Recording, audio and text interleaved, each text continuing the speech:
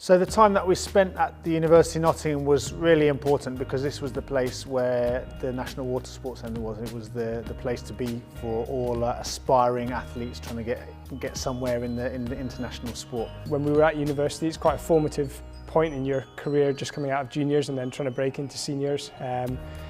Trying to combine the sort of demands of studying mechanical engineering full-time with training as hard as we possibly could. One of my favourite memories from the Olympics is sitting on the start line, because before we were racing there I never would have believed we could have sat there, and you know, we were nervous, but I would have expected to be just absolutely stressed out, mind blown, you know, racing in front of so many people and on such a once-in-a-lifetime opportunity. It was intense, there was a lot going on, it was huge, there was a massive noise, this was our first Olympics, it was all these unknowns, but the clarity of what we were there to do, what we wanted to do, how determined we were to do it, and how, I suppose, our confidence and our flexibility to accommodate this situation was, I suppose, liberating. We just felt free and ready to go out and do our stuff. You know, I certainly feel very proud to be a part of it, to be in the Hall of Fame along, you know, with some really good athletes. It's very cool and it is an honour.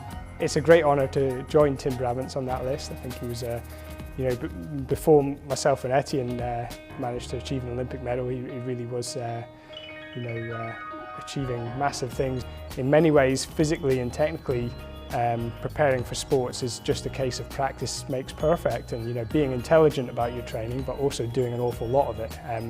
The mental aspect can be a bit harder to find, and for me and perhaps for both of us, it was just really committing to focusing on the process and not worrying about results. And the thing I think that does distinguish people is what they can do, what they can bring on that kind of biggest moment, and that clarity, that understanding of yourself takes actually deep work and hard work. You know, we used to work with a psychologist and doing work on our own as well. You know, it's tiring. It's as tiring as training, looking deep inside yourself, probing yourself for those weaknesses and areas to improve in. And for me, that absolutely turned us, I think, into you know, a world-class crew and you know, world-class athletes.